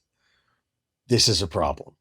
Well, go ahead, Sam. Trusted environments are more, in my mind, speak to also protected regions of memory. No, this is different. Is this different? Well, it talks about AMD, Intel TDX, AMD SEV, SMP, and ARM CCA, which I think the trusted environment, one of the aspects of that is to create a protected regions of memory. Yeah, that's true. That's right, true. Sorry. Where that transaction takes place. They're supposed to be separate, right? And the system does this in a lot of different ways. SMM, system management mode, right, operates on the premise that there are areas of memory, hypervisors, right? Areas of memory that are protected in its own enclave. And there has been so much research over the years in all of these technologies that allow for attacks that allow untrusted parties to read that protected memory. So I can see it being used as your use case, Josh, in ACH, like in sensitive operations. You want to do those in a protected memory region that can't be read by the rest of the system. The problem is all of these boundaries are defined by software and firmware, which contains vulnerabilities that allow folks to break out of them, right? And that's the kind of high level TLDR, I think, in a lot of this research that talks about this kind of multiple technologies. Their goal is to really create protected regions of memory, but they're not really. Intel SGX have been broken 6 ways to Sunday. AMD SEV has been broken 6 ways to Sunday. There's been all these different attacks on these things. Sam. Oh, Sam, you're on I mute. think you're on mute, Sam. I think you're still on mute, Sam. Sorry. So I want to point out one. Mute. You're not showing as muted in. Yeah, you might have hit your headset, Sam, is what I'm thinking. Your headset or but hey, microphone. I want to point out one thing while we're waiting for Sam, is that the trusted execution environments are typically used in banks for two separate entities, Bank 1 and Bank 2, to do the money transfer, because they drop the details of the accounts in. Then a sub-agent inside the TEE does the transfer, and then it reports the results out. You literally have a spot where nobody's looking over your shoulder, and you can do whatever you want if you have control of it. And sometimes with amounts of money that are basically incredible, because they're trusted that nobody can touch it. So sure, I'll put my $1 billion account in here. You'll put your $1 billion account in here. We're supposed to go through some complicated chain of transactions and to true up, and I'm just going to slip a few $100,000 off this way. And nobody could know because there's no auditing. Sam is furiously troubleshooting. effectively, this is a real problem because we've built up an entire discipline, at least in financial services, of trusting these systems as secure, and they're not. Which means because nobody bothered to do the goddamn science, the basic fucking research, excuse my language, to actually check it. And that absolutely, honestly, it angers the hell out of me. I think it speaks to something near and dear to my heart, right? I've worked for Eclipsium for a number of years now. Is it almost 4 years? 4 years now. Really 4 years now?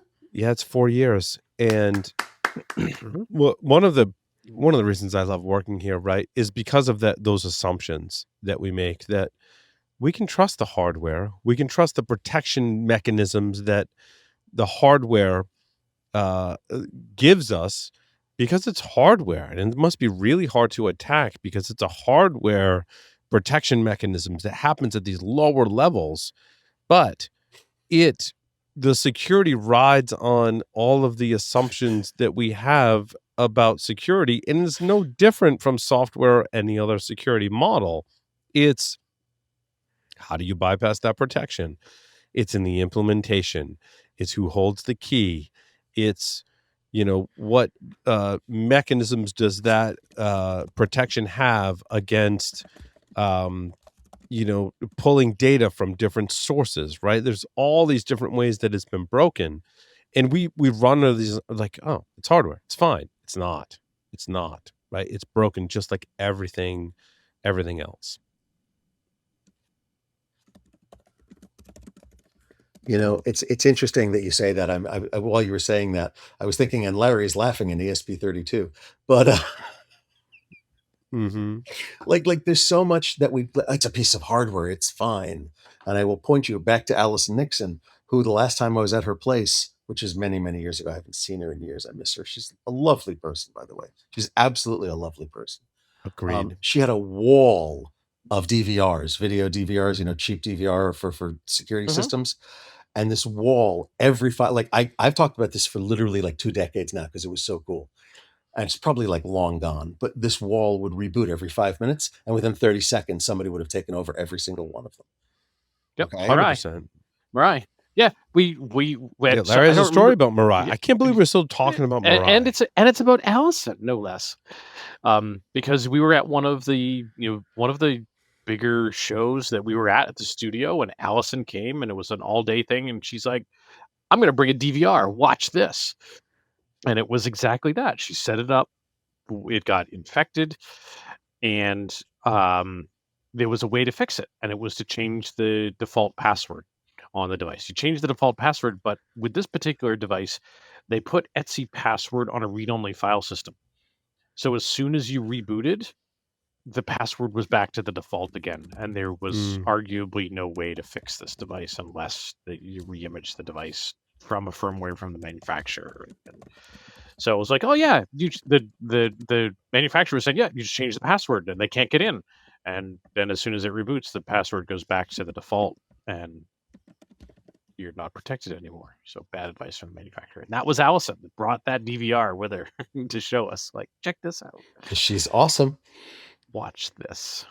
Yeah, Larry, your Mirai botnet targets 22 flaws in D-Link, Zixel, and Netgear devices. Yep. Is from 2023. Really?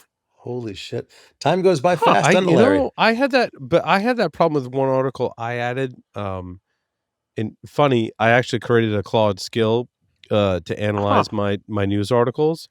And one thing, and it's kind of scary, that I didn't build into the skill that it told me about, when I give it an article and I tell it to analyze it, it'll go, hey, flag before you put this in the show notes.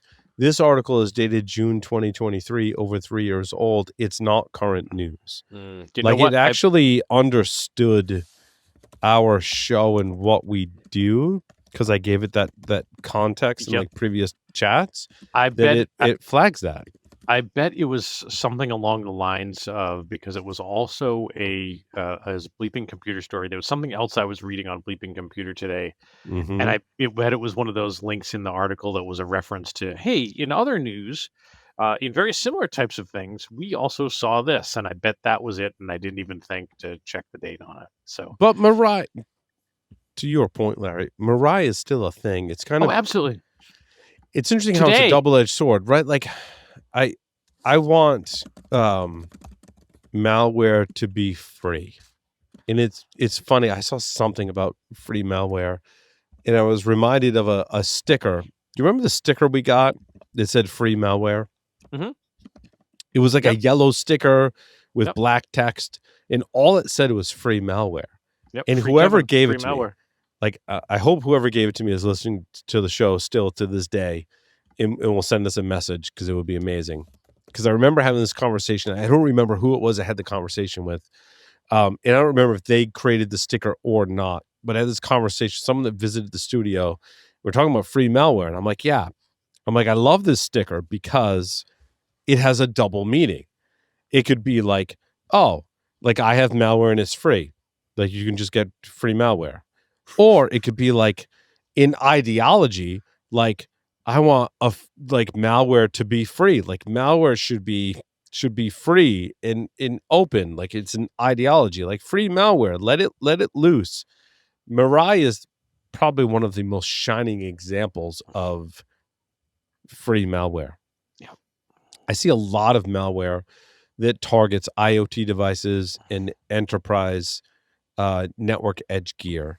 And some of that is very, very difficult to get a sample of. Like malware that targets Cisco and Fortinet devices specifically is very hard to get a hold of a sample.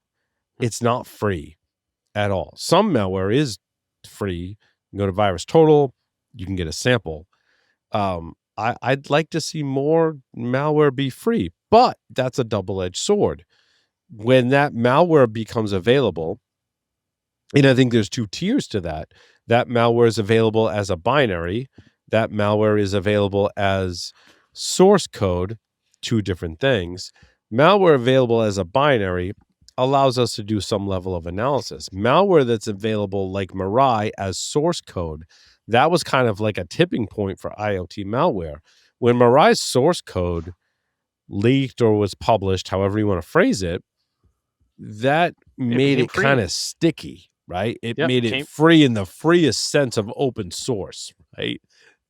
Like free open. Hey, Sam's back. Did that work? It worked. We can hear you. Okay. Well, good. So, Sam, we're talking about like free open source, like free malware in the sense of the cathedral and the bazaar free, right? We're going to have to go back and get some insight go back. from some so I can catch Sam. Like no, I don't know if I had anything to add. Free malware, you say? Free malware, like Eric Raymond Cathedral and Bazaar free malware gives us like offense and defense in interesting perspective. It allows the attackers, it wants to be, and attackers with Mirai have created almost 1,000 different variants of it and iterations of it. We've also been able to analyze it as defenders, and we have this kind of free and open cat and mouse game that's going on with Mirai. Other strains of malware, maybe we get a binary, maybe we don't, and maybe it's not free at all, and that puts, I think, defenders at a disadvantage. There's malware for Cisco. Cisco products I would love to get my hands on. No one's distributing it. Some reasons for that. Shadow broker. Right? Yeah. Shadow brokers, whatever. But like, they don't want to tip their hand. It's too valuable for them to release that malware. However, if they did, it would enable some detection of that. So the constant cat and mouse game. Yeah. Speaking of that, can we talk about your story number 5? We didn't already, did we? My story number 5? How the Kev sucks. Oh, CISA Kev's revolving door? Yeah. No, we haven't talked about that one. I think we need to talk about this. Like, this is important. Our good friend Jericho, props to Jericho, man. Like, he's been putting out, and I can say that with some, I've worked with Jericho in the past. He's an amazing individual, and he's been putting out, it's amazing the content he's been putting out, because he's gone back through like his entire archive of writing and thinking and just put it all out there for the public and created like a ton of new content. He's now at a clip of putting out at least maybe 1 or 2 blog posts a week And Jericho's thoughts are, regardless of what Jericho is writing about, are very thought-provoking. Oh yeah. It's so much so that like I have to choose like which Jericho articles we want to talk about on the show. But we should probably have him as a guest on the show coming up. So Jericho, if you're listening, open invitation, man. We haven't talked in a long time, but like I miss working with you and just Jericho's perspective on things. And this is just a recent example of the analytical and awesome thinking that Jericho's putting out. And basically Jericho's saying like, look, he's talking about the problem where we add a CVE / vulnerability to the CISA Kev, and then we go, oh wait, just kidding, that really wasn't exploited in the wild. Yeah, and that happens, or it's bogus, or there was a transcribed CVE. Right. And I knew this has happened in the past, and I thought it was more like a less percentage of frequently occurring than Jericho has pointed out. I thought it was 1 or 2. Jericho pointed out like probably 7, maybe 8 that have been redacted. And what Jericho was saying is like, basically, we need to maybe track these differently. Like just disappearing from the CISA Kev probably is in our best interest. This probably needs to still live on the CISA Kev, but kind of be redacted. There was evidence that it was exploited in the wild, but then further investigation, it wasn't. That puts it in, to me, that doesn't put it in the category of not exploited in the wild. That puts it in the category of, we thought it was exploited in the wild for a while, and turns out it wasn't, but kind of has this aura of mystery about it that puts it in this weird like purgatory of exploited versus not exploited. And so maybe we just don't want to say, oh, it was exploited, now it's not, so you don't have to worry about it. And it's like, wait, but if we thought it was exploited, I have to worry about that more than stuff that definitively we can say we never observed it as exploited. I don't know. That's the crux of the article. Yeah. Well, there should just be a change log. Everybody else has figured this out. When you make a change, there should be a log. Things shouldn't just vanish. And it should be stored somewhere so that we can keep track of the changes, like version history. Oh my God. You mean we could use something similar to GitHub agree, for this stuff? Right? Like it should go in a ledger. Oh, it was exploited, then it wasn't, but it shouldn't go away entirely. Mm-hmm. Maybe there should be some explanation, and maybe there should be a different state, like, I don't know, redacted or whatever it is. Like, and then the rest of us in cybersecurity that make cybersecurity products can go in our products, but like, hey, our users are like, is this exploited in the wild or not? I can be like, well, it was, but it was redacted. So you assess the risk in your own environment for that. I'm just reporting on the facts. If it just falls off, I feel like pieces of information are missing. I think that's Jericho's point, right? There needs to be a ledger. I just pinged him, paraphrasing a little bit. He said 16 years is too long. He'd like to come back on the show. It has been probably 16 years, 100%. Episode 115. Yeah, it was a PCI episode, which was epic, by the way. We're going to have to get him jalapeno Pringles and a giraffe. If I remember correctly, that was his speaker requirements to come speak at B-Sides Delaware. So it was Zero that wanted blue M&Ms, but it was definitely, we used to have this in our CFP. Do you have any speaker requirements? I think we still do. Yeah, but it's interesting that, folks like Jericho, they've been looking at this vulnerability data for longer than even I've been looking at the vulnerability data, bring a unique perspective. And there's so many nuances to it in that vulnerability data. And one of the nuances when we talk about CISA Kev, it's not the official ledger of everything that has been exploited. And it's one of those, and I hate that it's a dirty secret, but it's a dirty secret that CVE is not the complete ledger of vulnerabilities. CISA is not the complete ledger of what's been observed as exploited. They make their best effort to say what's a vulnerability, what's not, to say what's been exploited and what hasn't. But there are other sources that can speak to that.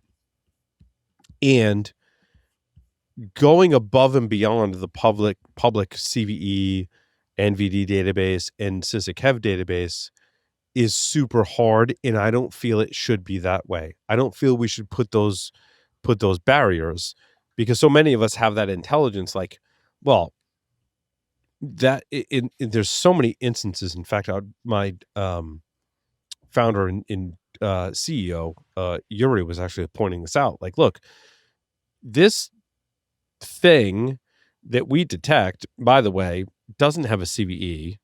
By the way, it's been exploited in the wild, but there's no public sources that say it's a vulnerability with a CVE moniker, and there's no public sources that say definitively it's been exploited in the wild. But like, we know, because we have that area of expertise, that it's both those things, but the public sources don't do that. And that's just like one esoteric use case. There's a lot of other use cases for that. So if you're relying on public data for vulnerability and exploitation, you're only getting maybe 75, I'm just taking a wild ass guess, 75% of the picture as to what's a vulnerability, what's a vulnerability and what's been exploited in the wild.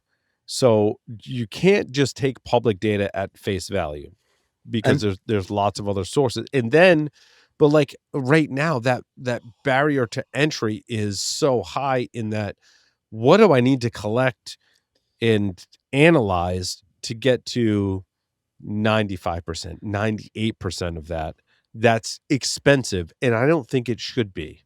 I think it should be more of a commodity to understand this is a vulnerability and or threat that I need to be concerned about. Yeah. That's my issue. I want to push something back at you for a second here. In my day job at Finite State, I have to read EU CRA, which is their Cyber Resilience Act of the European Union. There are literally two spots in there, one of which says, if you have an exploitable vulnerability in your product, you must report it, okay? And the other one says, if you have an exploited vulnerability in your product, you now have 72 hours to report it. Like, holy crap, that's not much damn time. So the point is, your point about how good do we have to get it? We have to get it really good, because otherwise somebody's going to get a lawsuit. Well, I thought it was exploitable. I didn't realize it was exploited. I didn't even realize it was exploitable. Like, this is not an academic issue. This has real impact on companies, and for medical devices, especially, people's lives. Yep. So and financial impacts too, because if you're in violation, you're paying lots of fines. Oh God, it's unpleasant fines. Yeah. So this is yeah. I'm not yelling at you, Paul. I'm saying you're right, but it's got to be fast. And it's got to be accurate. It's got to be, like it's. We need this now. So it's funny. Before the show, I asked AI to qualify what CISA vulnerable in the SSVC stakeholder-specific vulnerability categorization defines as exploitation. It told me that it indicates observed exploitation status where three possible values: none, no exploitation evidence; proof of concept, public proof of concept code exists, but no confirmed in the wild usage; or active, confirmed active exploitation in the wild. And that is just one data point with three different elements about that. And so making sense of this data is super hard. And like super hard. The comments on and that's only 40% of the CVEs that have existed that have been enriched by CISA. So like the data, and it's interesting. I'm like a newcomer to this data. Folks like Jericho, Jake Koons they've known about these problems for a long time. And I think they were shouting in the ecosystem, and a lot of us were listening, especially back in the day, because we had worms running around and other kind of challenges, right? But they've been trying to fix this problem for a long time.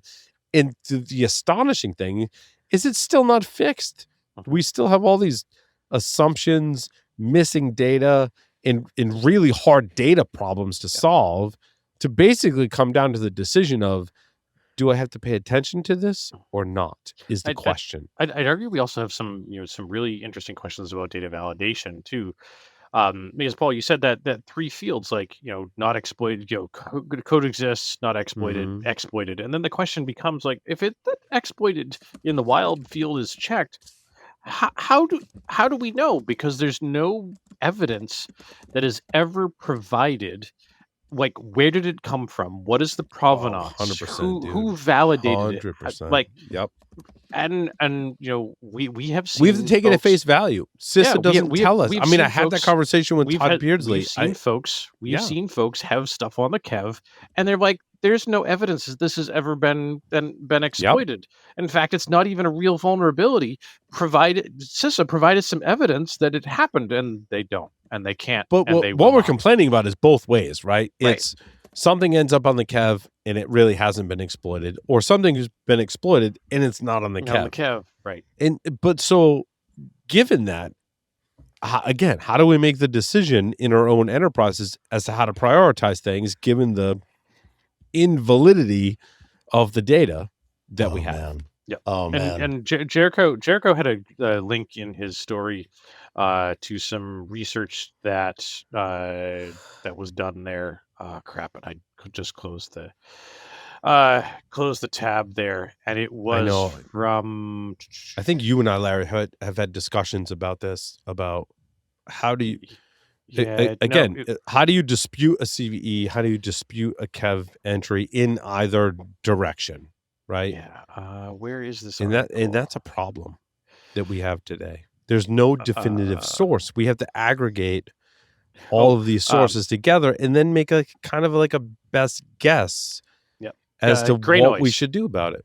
Gray Noise did an independent analysis of the CISA's new flag about being used in ransomware and phishing attacks. And that thing is, you want to talk about a revolving door, like the silent flips about whether those things have been exploited or not is ridiculous. You got a link for that? It's right in the Jericho's article. Oh, is it? I didn't see it. Yeah, my story number 5. He talks about the gray story noise. Number he references 5, that. Fourth paragraph is there's a link. Gray Noise has done an independent evaluation. It's the one right before CVEs removed. Oh, fascinating. Thank you. I used some of Gray Noise's research at Value Chain Risk, and it's really good. They do good research. I give them a great job. I mean, in this vein, there's a lot of vendors trying to solve these problems. Gray Noise is one. Vulncheck is another. It's hard. It's a challenge for enterprises to really truly understand what's impactful to your organization and what isn't. And to me, that shouldn't be the case. It really shouldn't. This should be commoditized. It should be easier than it is today to figure out what's impactful and what isn't. And should it be done in the private sector? It seems like expecting poor underfunded CISA to do it is probably not realistic. Yeah, I feel for CISA. It's interesting, Sam, you mentioned that. Many of us that have been close to these issues for a long time, we don't tend to point fingers at CISA, right? Because of their funding issue, or MITRE. They're good people. They just have problems. They're good people trying to solve this problem. And they are handicapped. Yeah. They're handicapped by the funding. And maybe somebody should be charging money for it so they can hire some staff and do a better job, Mm. Yeah, it's again, I could go on and on about vulnerability data. It's again, I was kind of late to the game. Like, I wrote an app to analyze vulnerability data, and I was like, well, this should be pretty easy. And then I was like, oh my God, this is not easy at all. There are so many outlying conditions. Wow. And I'm like, now I know why so many really smart people like Jericho and Jake Koons and all those other people have been trying to tackle this problem for so long. It is a monster fucking problem. Yeah, it's not easy. the data is not accurate. I mean, I've talked about it in the show, like try and figure out what products are affected by a given vulnerability believe it or not, is a challenge. What category is that data? And this is one that I haven't really talked about on the show that much, and is near and dear to my heart, because I'm like, there's a very big distinction in my mind in product classification of products that have a vulnerability and what I can do about them. So like, I'm like, is this product delivered as software where I provide the operating system and control the operating system, and I put the software from the vendor on top of that? That's one scenario. Is this software delivered as a physical or virtual appliance where I get the software and the underlying operating system in one kind of appliance? Is it solely firmware based where I get everything from the bootloader, the kernel, the operating system, and the software kind of all in one package? That's a different scenario. Is it something that is delivered as a SaaS product, right?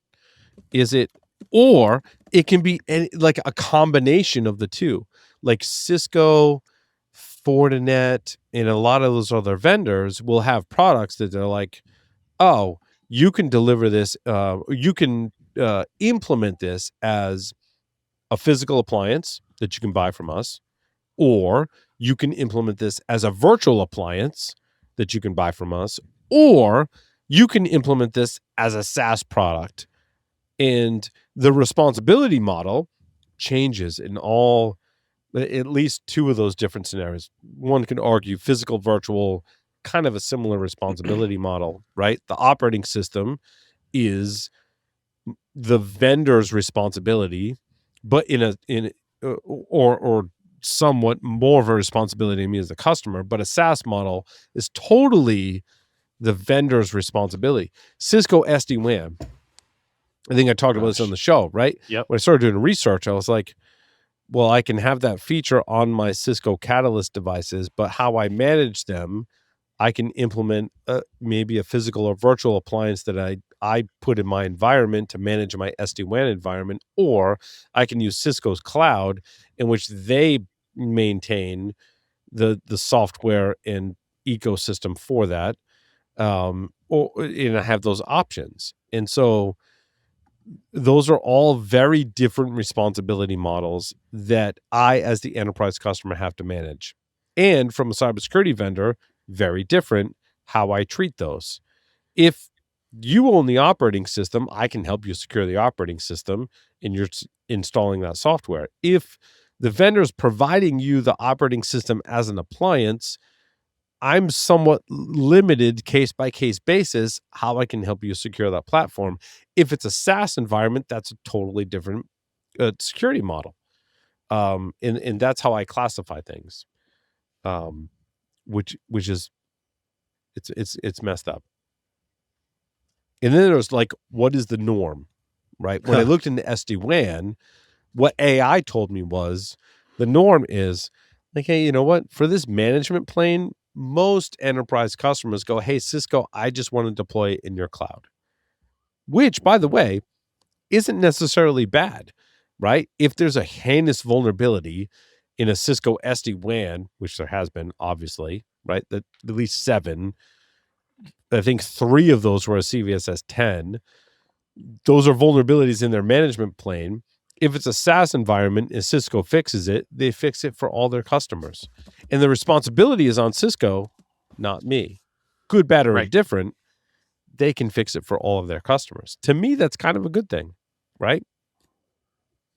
Kind of absolves you of that responsibility, provided the vendor is doing their due diligence and going, oh, we got a CVSS 10. Hopefully they go, we're just going to fix it. And now all those 5,000, 10,000 customers that we're providing that SaaS platform for, they're one patch, protected, right? Protects all those 5,000 to 10,000 customers. Great. That's a great scenario for me. It Great. is. Yep. But it's Yeah, never mind. It's a crazy scenario because every customer uses it slightly differently. Different. Right. That's what makes it hard. Yeah. Right. And that's the problem. That's the problem with we talk about technologies at my day job, right? We talk about like, well, how would someone deploy that? And then like, well, they have 3 or 4 different options. And I'm like, well, that kind of hurts us because we gotta figure out how they're deploying it. And that impacts their risk posture for that particular technology. The ideal would be that every customer has a trusted execution environment with their exact copy of their system in there, and you could push the patch in and let it patch, and you could get a report back out for, oh wait, trusted execution environments aren't any good. Shit, damn it! I knew there was a problem there. Right. Yeah. And Sam and David are looking, smirking at me, bastards. I'm sorry, Larry. Go ahead. Yeah, we're getting really close to time, but I think to go out on a fun note, Paul, I thought that was pretty cool about your story number 15, and I also wanted to point out to you, Paul, my story number 2. Specifically, the home lab gets a Linksys themed aesthetic. Basically, this guy, found that he had a couple of these Linksys routers, ripped out the guts on the inside, and replaced them all with Raspberry Pis and various. Oh, I think I saw that. Yeah, Nook type devices. Mm-hmm. So basically, he turned all of the Linksys the cases into Linksys. He reused the case and put a Raspberry Pi inside of them. Yeah, Raspberry Pi and Nooks, and he did like a small ITX that he put a GPU on top of, and power distribution, and a modern switch that could do gigabit Ethernet. Yes, I saw that one. Yep. In my story number 15 was someone revived a 15-year-old laptop with an OS that runs solely in memory. And again, this is not anything new. Nope. We've done this for a long time, but it was refreshing to see an article that talks about, because all of us on the show and listening, I guarantee you, have really old hardware. As many of our listeners know, like Larry and I, we maintain the studio. After our parent company closed down the studio, we maintained that for some time and inherited a ton of hardware. And just being in technology for as long as we have, we've got a lot of old hardware laying around. Mm-hmm. And what do you do with that? Do you give it to your, there's lots of scenarios. Sometimes I give it to my friends, nephews, family members, and I'm like, go figure out what to do with it, right? Sometimes you just junk it. Sometimes you sell it. Whatever the case may be, like, what do you do with that hardware? And this is like, well, you could run Puppy Linux that has a really small install, and you can run it totally in memory. That's a really ephemeral operating system that could be useful for us as security folks. Mm-hmm. Maybe you want to go test something, you want to spin up something, get infected, but it doesn't matter because the entire operating system is ephemeral, lives in memory. You put that on a USB drive. You can extend this person's blog post because, again, it's nothing new, and have that ephemeral booting system. It speaks to my story number 16. You can go buy Polycom gear that was meant to be like a purpose-built tablet, essentially, to run Polycom gear. But it turns out you can buy these devices for $10 or $15 on eBay, and someone kindly enough, because I love open source in the community, right?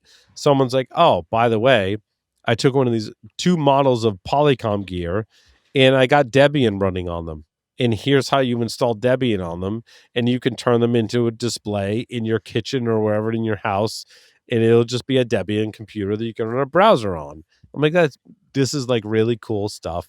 And I think that the cost of computing gear today, it really underscores these really cool projects of taking old hardware and repurposing them. Mm-hmm. We've talked about this since the beginning of time on the show, right? So 15 and 16 of my stories are repurposing old hardware, which is just a great thing to do. I love it. Yep. I love it. That's actually really cool.